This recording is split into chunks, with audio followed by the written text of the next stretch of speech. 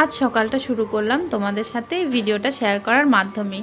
আশা করি তোমাদের অনেক বেশি ভালো লাগবে, আর আমার তো অনেক বেশি ভালো লাগে তোমাদের সাথে ভিডিওগুলো শেয়ার করতে, যে আমি সারাদিন কি করি। সকল ব্যস্ততার মাঝেও আমি তোমাদের জন্য এই ছোটোখাটো ভিডিওগুলো রেডি করে রাখি, যাতে তোমাদের সাথে আমি আমার রোজকার দিনগুলো শেয়ার করতে পারি। আশা করি তোমাদের অনেক বেশি ভালো লাগবে।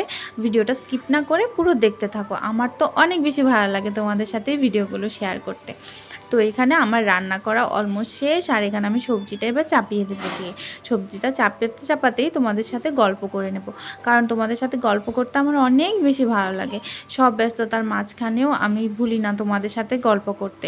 আর তোমরা অবশ্যই ভুলে যাও আমার চ্যানেলটাকে সাবস্ক্রাইব করতে। তো প্লিজ তোমাদের কাছে হাম্বল রিকোয়েস্ট, আমার চ্যানেলটাকে সাবস্ক্রাইব করে দিও, লাইক শেয়ার অ্যান্ড কমেন্ট করে দিও।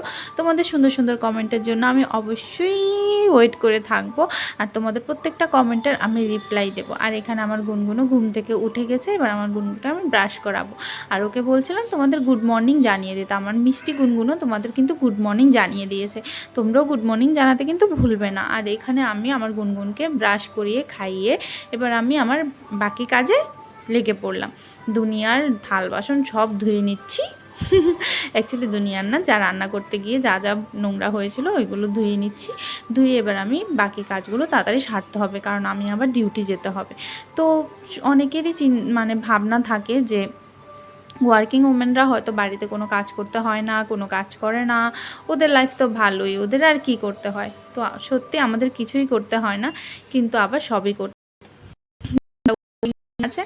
তারা অবশ্যই আমার কথাটার মানে বুঝতে পারছেন, আর ওরাও জানে যে কি করতে হয়, কি না করতে হয়।